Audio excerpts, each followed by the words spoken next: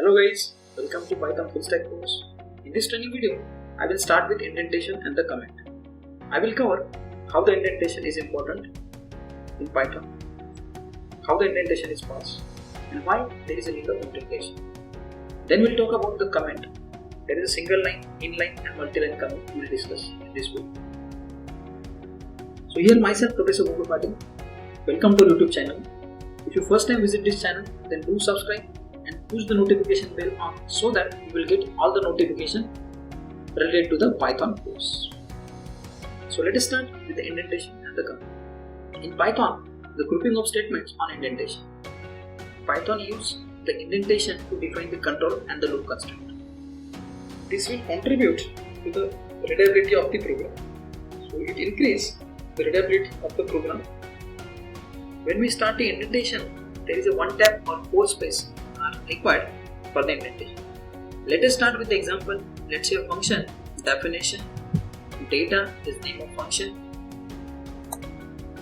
which will just hold the value of x is equal to, let's say, 300, and we will return that value.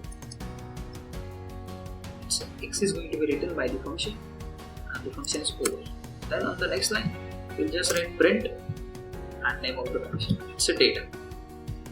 So this is the proper indentation so that anyone can understand.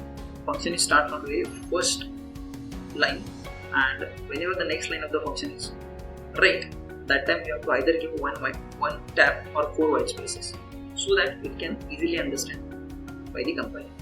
So if I execute this, it will execute without any kind of error. We'll take one more example of the indentation. I write a function if it is true, then again I write from the very first line, the very starting point of the line, let's say true. What will happen? It will give us an error. That error is called as an indentation error. Now you will see that indentation error is there. We cannot read this properly because it starts from the very first point of the line. So we require either one tab or four space so that now it will work properly. Coming towards the next point, how indentation is parsed. The white space is handled by the lexical analyzer before being parsed. There may be indentation error because the spacing should be improper, or there is an ununiform spaces between the two lines. So there is a very important thing that we need to understand in the indentation. There is a four white space or one tab is required for the Python implementation. Next term is comment. There is a single line comment, multi-line comment and the inline comment. Comment are nothing but used to explain the code when itself isn't clear. So when we write a function and we don't understand what the function exactly doing, then we have to add a comment. So starting from the single line comment, in single line comment begin with the hash character. So I just need to write a hash character, okay? And let's say this is the comment. So this is the comment in the Python. It won't be print, it will just comment for understanding purpose. Next is the multi-line comment. In the multi-line comment, it starts with triple three quotes like a string, either single quote or double quote. Let's say I write a function one more, definition, and let's name is file of the function, colon, on the very next line, then you have three quotation marks. This function is used to print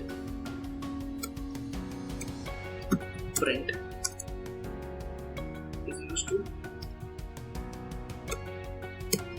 print the value. This is the testing function. Then we'll complete again the three quotation that the line is complete. Then I'll write a value, let's say a equal to 4 and the function is over. Then I'll write to print val. But if you want to print that, we have to return that value from the function.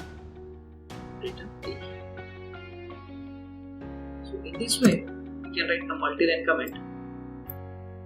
I just execute this code. That value is going to be printed, and this is a complete multi-line comment that we write in the function. One more important thing that I have to mention, we can easily print into the documentation of the function. How to do that? We can again use a print command. Print name of the function. Let's say val dot underscore underscore name of the function. Let's say doc again underscore underscore functions comment. We can just print that statement. The only documentation part is going to be printed. So this is the way that we can handle the indentation and the comment in the particular code. So hope you understand this. This is very easy to understand, but also it is important when you write a function, when you write a comment inside the Python program. Thanks for watching this video. If you not subscribe the channel, then do subscribe and push the notification bell on